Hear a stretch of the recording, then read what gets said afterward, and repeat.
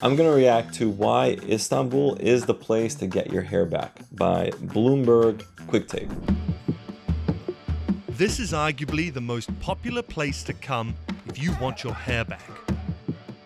Istanbul's hair transplant industry is worth north of $1 billion, and it's estimated over 200,000 people a year come here in the hope of regaining their hair. That's a lot. I wonder how many overall clinics they have there. And they're like different calibers of clinic. They have some great clinics, and then they have ones that just trying to make money, don't really know what they're doing. So I don't think it's that different from here, to be honest, in that sense. You know, you have clinics here that do hair regularly, like ours, and then you have some that don't, you know. But it's a lightly regulated industry. No one knows exactly how many clinics are out there. And that's what I was wondering. Operations take place. Sadly, I have no idea, and I've been looking at this for over a decade. It is a data black hole. I need a calculator to tell you a number, actually.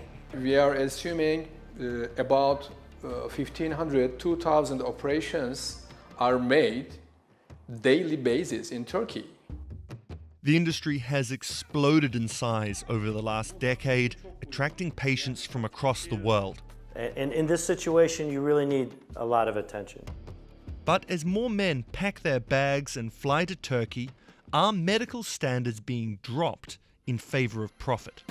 No, that's always, what we worry about. We worry about the overall quality dropping when people are just trying to make, some money. So for many patients, going to Turkey is less expensive than going to other places in the world. And for Turkey, though, the people who are there and with the cost of living, the amount of money that they're making is substantial on these surgeries. So you have many, I'm sure, companies trying to make it happen and to make money, and probably not always following the right protocols and the safest protocols.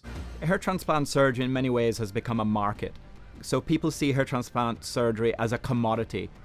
Unfortunately, it's seen that way in part here as well. Like, I was just driving from New Jersey back into New York City, and there was this big billboard that read like, FUE, 2,000 grafts or $6,000, no scars, no this, no that. It's just not very accurate. It's not truthful.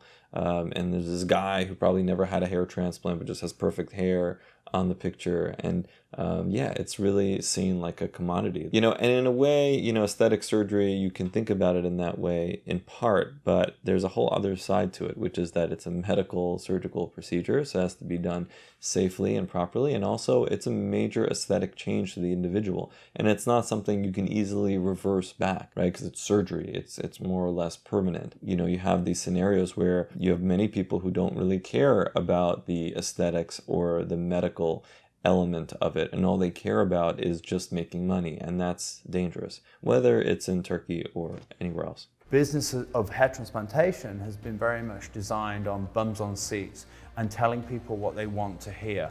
And sadly, this is surgery. And that's what we're trying to do with this channel, right? With all the videos that we're putting out there, I'm trying to give you guys as factual and honest of a take on hair transplants as I possibly can, whether you decide to come to us for surgery, or you decide to go to Turkey, or you decide to not do surgery at all. I really don't care. I just want you to get the best information possible, because that gives me intrinsic satisfaction that I'm able to just report honest things, right? Whether it's what we actually do in the practice or just the concepts that we're trying to teach you. Surgery, and in the wrong hands, it can be devastating. And when he says devastating, part of it is like people are spending money on something that they don't really need or, can benefit from. Part of it is that aesthetically they can be sort of ruined with bad hairlines and things like that. And part of it is that if the surgery is not done safely, then, you can end up with a big, big problem, right? Because there's real medications being used. If they're mishandled, misused, you can end up, in really bad shape. Hussein Hazim and Saad Nemassad have traveled from the USA to Istanbul to radically change the way they look. How do you feel? Good. They're here at Blue Magic, a premium hair treatment clinic in Istanbul. I started losing my hair about 5 years ago. It was very upsetting, when it started to shed, basically, and it was like every day in the morning, when you wash up, you see more hair in the sink, and you're thinking to yourself, like, what's going on? What can I do different? Hussein's 55 from Detroit, Michigan. His friends from Scottsdale, Arizona. Yeah, most of them, they seem to be black. They discovered Blue Magic online. And I actually looked away from your site to other people that did their own videos. So that gave me a good feeling about it. They said that they got a lot of attention. That gave me a good feeling about it. So what we do actually, we extract from this one because People don't want to feel like just a number, right? I mean, they want to get proper medical care and feel like the clinic cares. And there are some, all over the world, including in Istanbul, where, that's the case. And that's what people ought to find. Like most patients in Istanbul, Hussein and Saad have undergone a procedure called follicular unit excision, or FUE. This is where clumps of hair follicles are removed from the sides and back of your head and implanted into the areas where the hair loss is. We have many videos on this topic, so make sure to check those out. It takes about 4 to 5 hours, and if it's done correctly, it looks natural. It usually takes much longer than that. I mean, 4 or 5 hours is not enough time for a full head of hair almost anywhere. I would say for realistic expectations, you're looking at closer to 8 to 12 hours of actually being in the office. Having my hair back will probably make me feel better than I have in a long time. It's been a long time since I felt this way. Just having it would be great. With their luxury offices and clinics, Blue Magic are at the expensive end of the spectrum. But even with the hotel and translator included, clients can expect to spend around $4,000 to $5,000 for the treatment. That's typically half the price you'd pay in the USA, UK, or EU. You look like a buckethead. People sometimes ask, can I wear a hat after surgery? You can see if it's a loose-fitting type of hat and it's safe. You just don't want to be wearing a hat where it's really tight or it's like rubbing up against the grass. Exactly how large Istanbul's hair clinic industry is impossible to pin down.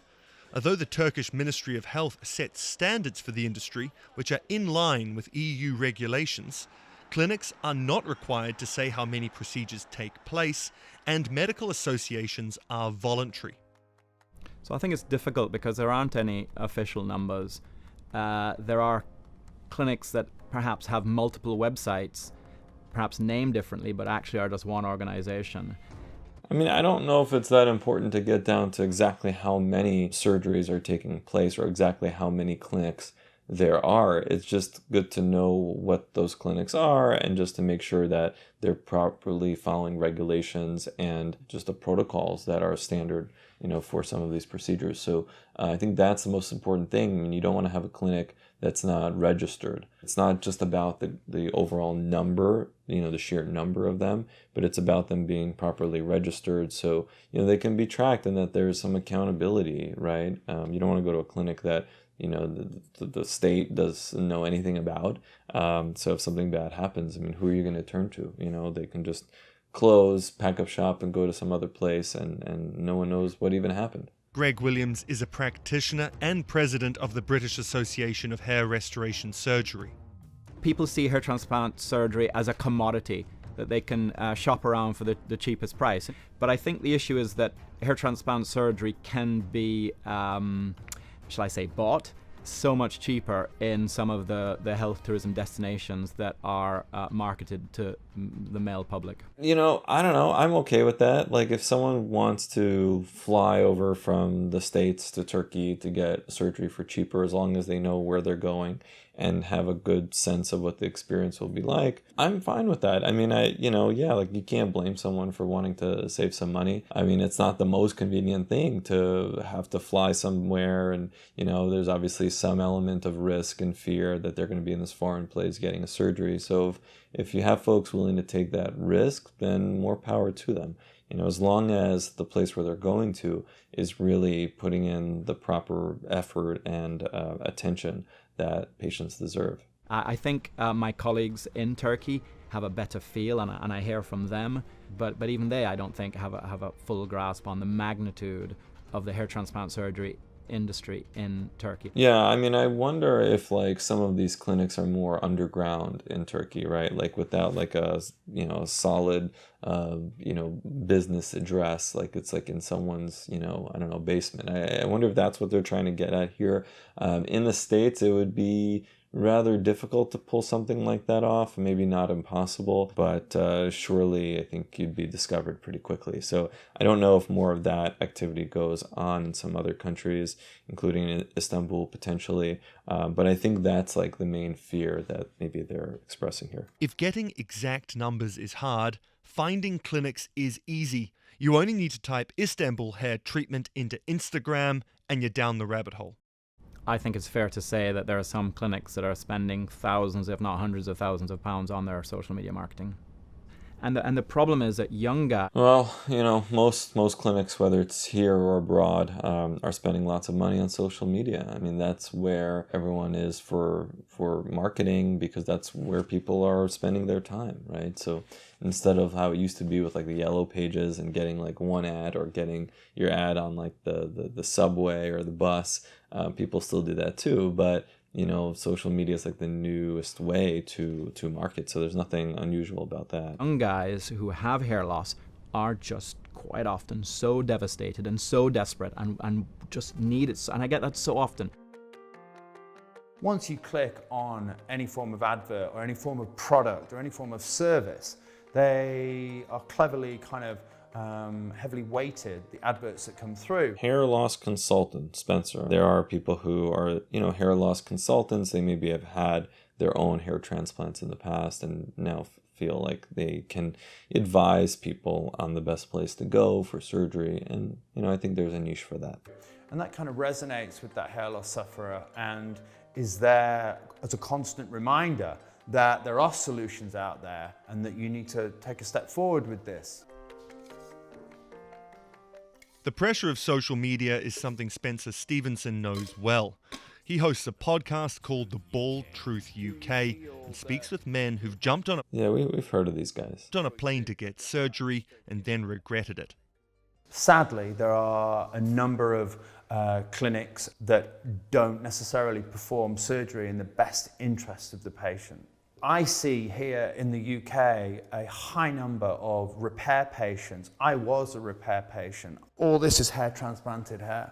Just come from the back and then move to the front. Spencer's had 13 hair transplant operations. That's a lot. Many to repair the poor work done when he was younger. The first procedure that I had done was relatively small, but it was done with a strip via the strip procedure, and it ended up being mini and micro grafts in the hairline. So it looked like a hair transplant. It didn't look like a natural head of hair, which then meant that I had to continue to find a way to resolve that and make it much more natural. Yeah, I mean, you know, surgery is no joke. I mean, it's not something that you can easily reverse. I mean, he's had to have repair work, but that's additional surgery, more and more. So imagine 13 surgeries. So, of course, it's always better to think things through from the beginning and try to do the initial surgery well so that people don't have to go through all these reparative procedures. Frighteningly, I see it a great deal that people have a knee-jerk reaction. They see an advert, they see an affordable price, and they're so desperate and they are so vulnerable that they feel that it's a solution to all their problems and that it can be fixed very quickly. Yeah, I mean, I definitely get people who come to me for second opinions and they've talked to other clinics, especially some clinics in Turkey, where they're quoted for a very high number of grafts, where I feel like we can still do great work with maybe a third of those grafts. And again, I'm always thinking about the patient first and foremost. So can we preserve a lot of their donor supply for potentially the future, for a rainy day when things change with their hair, as opposed to investing everything they have, like to go all in on a surgery that may or may not work properly. So that is something that I definitely encounter in my practice. Quickly, and they are on a flight out of here. Choosing the right clinic in Istanbul's crowded and social media savvy market isn't easy. There's many clinics which offer surgery for less than $2,000 with little to no medical oversight. You know, oftentimes the doctors are like nowhere to be found, right? You have technicians that are throughout all the different rooms of the clinic, and they're just doing what they're doing, and I think that's what they're getting at here. When the doctor will give us the confirmation that everything is fine. Hazim Atel runs Blue Magic's medical teams, and he argues only a fraction of the city's clinics prioritize medical care over profit. 350 clinics, I can tell maybe 10% of them, they do this job in medical way. They focus on the medical side. And the rest, it's a business, it's a job, it's a work, okay? Because there are some clinics. Sadly enough, I don't think it's that different here in the States. I think it's still probably 10, maybe up to 15% of places that offer hair transplant surgery that try to do it the right way and try to stay up on the latest techniques, technologies, and are not just offering hair to make money. I mean, I sometimes hear this in meetings for like at least the facial plastics community, where someone will go up there on stage and say, oh, if you want to improve, your profits, you need to start offering hair transplant surgery. And that's kind of upsetting, because it shouldn't be done just to make more money. It should be done because you really care about it and you've done all the proper training and, have the right people in place who are also properly trained to offer these complex, nuanced surgeries. They were making daily up to 50 operations, daily, okay? One clinic doing 50 operations. I can't even imagine that scale, how big that place needs to be, how many employees they need to have, how you can possibly keep track of everything that's going on. This conveyor belt approach relies on one of the most controversial elements of the hair transplant sector, the use of technicians. In Turkey, as in the US and the UK, technicians are often used to assist the procedure, but it's the extent of their use which makes the difference. Yeah, that's a really good point. Let's see what they say about it here, and then I'll give some thoughts as well. When you cut into the skin, I would suggest that's surgery. And that should be done by a doctor who is part of has a governing body to whom they are responsible to keep their license. And in a lot of health tourism destinations, that's not what happens. That step is delegated to non-doctors. Now, a lot of doctors in these clinics will justify that by saying, well, these non-doctors are trained, they're technicians, they're very good at the job. A lot of doctors will say the technicians are better than they themselves, the doctor. That does not make it right. That does not make it ethical. And in some countries, that does not make it legal. Now, what's made this a little unique this again, a more nuanced, I think, response than what he's giving.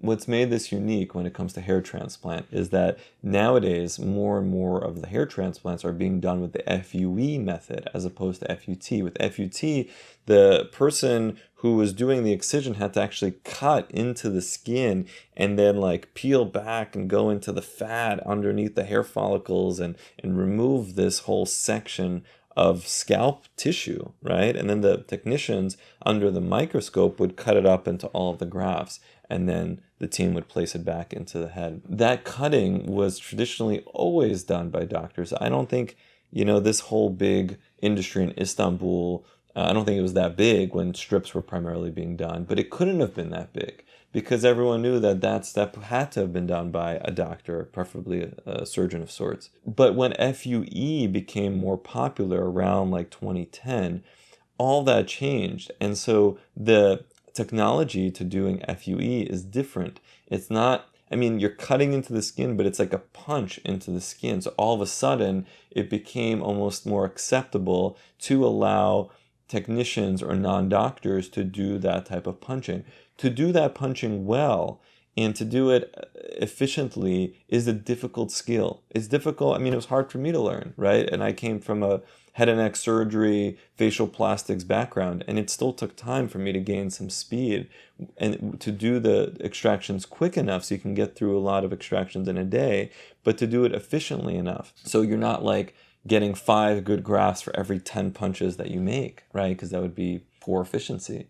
So in all of that FUE hoopla, the technicians became more prominent because you had some technicians where, they're very comfortable with hair. That's all they've been doing for decades, some of them. So for them to pick up an FUE punch and get comfortable with FUE extractions was much more natural than a doctor who, has trained in something totally different to all of a sudden start to learn how to do. So doctors then became basically delegating out to technicians to do the extractions.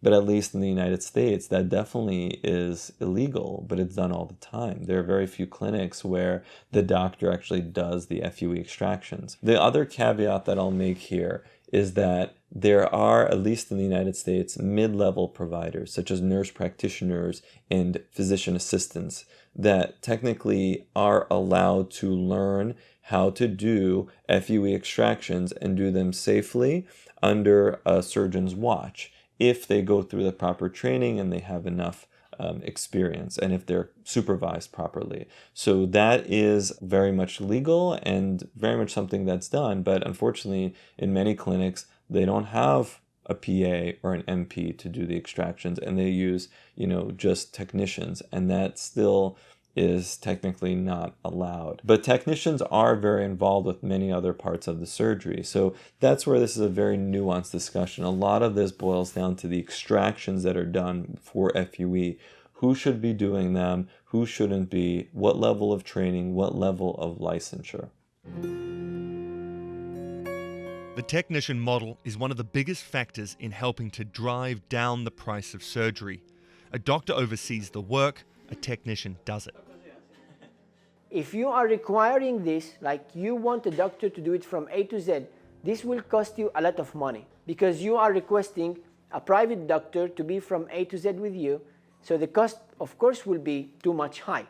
And this is another misconception, because the other extreme of the doctor not being present and just approving the surgery and then disappearing for the whole day, the other extreme of that is a doctor who is doing every single part of your surgery and has no proper help. That is also not good, because this is all-day surgery. This is very labor-intensive, and it would take much too long for any one person to do the whole surgery, and would be nearly impossible. So it does require a team effort, but you want to make sure that the team is properly configured so that each person is doing something that they're best at and something that they're legally able to do. So that's important. So that's why technicians are needed. Technicians these days, with the experience they are having, they are reaching they are doing an amazing work actually. It's true. Yeah, I mean, we can't get through hair transplants on a consistent basis without having wonderful technicians. So they're an important part of it, but you just don't want to allow them to overreach their legal potential. Operating room is ready for tomorrow's patient. Dr. Kayan Sayanoglu is one of 3 fellows of the International Society of Hair Restoration Surgery in Istanbul. He, like everyone else, uses technicians, but he does the incisions and extractions himself. It is a competition between this kind of technician clinics, and these kind of companies, they may compete. I don't think there's a big competition between doctors. There's a competition between technician clinics. Yeah, I mean, most reputable doctors will be happy to have another good reputable doctor in town who does good work. At least that's how I feel. I don't see some of the other surgeons in town, at least here in Manhattan, as being my competition. Because we do get patients, fortunately, from all over the place. And that's because of the draw of Manhattan. But, I'm happy when I hear that a patient had wonderful work done by a colleague. And I, on the flip side, get saddened when I hear of poor work being performed. So I think there's enough to go around, and I think reputable doctors should be, and mostly are, happy to know that there are other people who care and who are doing good work. Because at the end of the day, if I had a family member who needed something, not just hair related, but anything else, I want to be able to send them to somebody, hopefully a colleague that I trust. And sometimes those colleagues do similar procedures to what I do, but they are great and I trust them, and I would trust my family with them. So we want to know that there are other well-trained professionals who are doing good work, whether it's local or just in general, internationally. Dr. Sayanoglu, like the other clinics we've spoken to, believes it's time the sector was regulated, but he's got concerns. When you put big restrictions and regulations, sector will go illegal way. So it is not easy to regulate, but it has to be regulated because it's about life. I mean, you are doing a procedure on human. The most at And people have died from hair transplant surgery because of the levels of anesthetics that they've received, because of other potential complications. This is very rare, but it has happened. And this is what he's talking about, and I 100% agree. risk group are young men who rush to get the operation done by clinics who are only too happy to take their business. Yeah, I'd love to know how often those clinics say no. Like, you're not a candidate for the surgery, we're not going to do it. I think that overall rate of rejecting patients that who are interested in the surgery and willing to pay is unfortunately very low. You have their transplant, quite often it will be done to a design that they've requested, which is low, youthful, rounded, squared off temples, and it may look good for a couple of years. But when they reach 30, 40, 50, 60, and they've lost a lot more hair, that's going to be their permanent hairline, because those hairs don't deteriorate. When they're taken from the sides and the back of the head and transplanted, they're there for the... We have a video on why young men should not lower their hairline. Please make sure to watch that. Now, there are different scenarios, different exceptions here and there, but as a general rule, make sure to watch that video. Duration. Now, what I do think is going to happen in 5, 10, 15, 20 years' time is I think we're going to see an absolute epidemic of men who had aggressive hairlines transplanted when they were young. By aggressive, I mean low and quite rounded, and then go on to lose significant amounts of hairs, to start to look like their balding fathers and grandfathers, which is what they wanted to avoid happening by having a transplant, without realizing that the transplant's not going to stop that happening. People think that medical therapy and surgery is somehow mutually exclusive, and the truth is that it's not. Most of the time, you need both, and many people don't want to hear that. They assume, for some reason, that if they already are getting surgery, that they don't need anything else, that because they've decided on getting the more aggressive procedure or a more aggressive treatment. So now, for some reason, they're exempt from needing any type of medical therapy. And I try to summarize this as best I can in many videos, but sometimes maybe I feel like I'm not doing a good enough job of it. But just to kind of put it in clear terms right here, right now, medical therapy is for the hair that you naturally have in this whole DHT sensitive zone. And the surgery is for augmenting that whole zone with hair from the DHT resistant zone in the back and on the sides. And the hair that you move from the back to the front is not going to miraculously help the hair that you naturally already have in that area, or hair that you may have lost that you can regain, at least partially. So in a way, the medical therapy treats one type of hair, and the transplant is bringing in a different kind of hair. So they're complementary. They're not mutually exclusive. From a man point of view, when you start to lose your hair, you are very isolated. And it is very easy to become very consumed by hair loss and seeking a resolve for that. And because of the nature of the internet and the nature of social media, the information is aplenty out there, but the accurate information isn't aplenty, and we need... That's again what we're doing with this channel. We are no BS, giving you guys all the info up front. And again, we enjoy this process. And, luckily for us, people see this content and then they choose to call and chat, and we really appreciate that. But beyond that, the bigger goal here is just to give people accurate information that they oftentimes are not getting, because who are you going to trust? Are you going to trust the clinic that's trying to sell you on the surgery? My approach from the beginning of my practice, when I had no patients and I just had people coming in for free consults here and there, and I had a part-time job, my approach has always been to just be honest with people and give them the truth, and then let the person decide. I was never trying to sell myself as the best surgeon and this and that. It was always let me tell them what I can do for them, and if we see eye to eye and they choose to proceed, then we can do something. And unfortunately, that's not always the type of sentiment that people get from many places out there. To make sure that people find those resources to get the right decisions made. The messages are, do your homework, do your research. Just don't make rash... I'll argue that one of the issues with some of these professional organizations is that they're not trying to reach the people, right? They have their like small organizations, and you know, it's tough to get in, and you have to like apply, and you have to take a test, and you have to pay money every year. I pay my dues to multiple organizations, including, you know, the hair organization, and that's fine, and that's all well and good, and the intentions are usually good, right? Like these doctors, like this gentleman is the president of the British Association. I mean, that's all great. That's fine. And they have these journals where, you know, people do research and they submit, and the journals, yeah, again, to get access to the journal, you have to pay and be a member of this organization. So my point is that the information then is not available to like the general public. And a lot of doctors don't spend the time to create good information and to convey like the things that they know to the people. And again, that's what we try to do here. That takes effort, and it takes more time, and oftentimes you're not getting the same level of compensation compared to just doing more surgery and doing more procedures. Decisions. And if you are a proper candidate for hair transplant, I recommend hair transplant to everyone. But everybody who look for a solution for hair loss has to do their homework very well, and they have to find the right doctor and right place everywhere.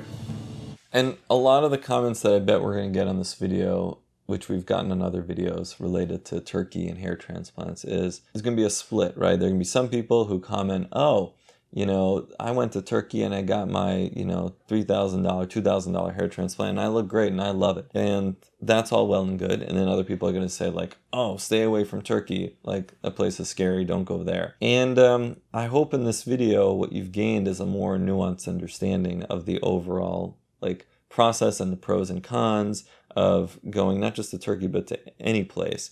And it's not about just price, even though price is an important component for many people. But there's a bigger picture here. There's a safety element here, and there's an aesthetic result that we're trying to create for the long term here that's often overlooked. You want someone who's thinking about that, thinking into the future. Since you enjoyed this video, make sure to check out our reaction to Mike Malak's hair transplant experience in Turkey.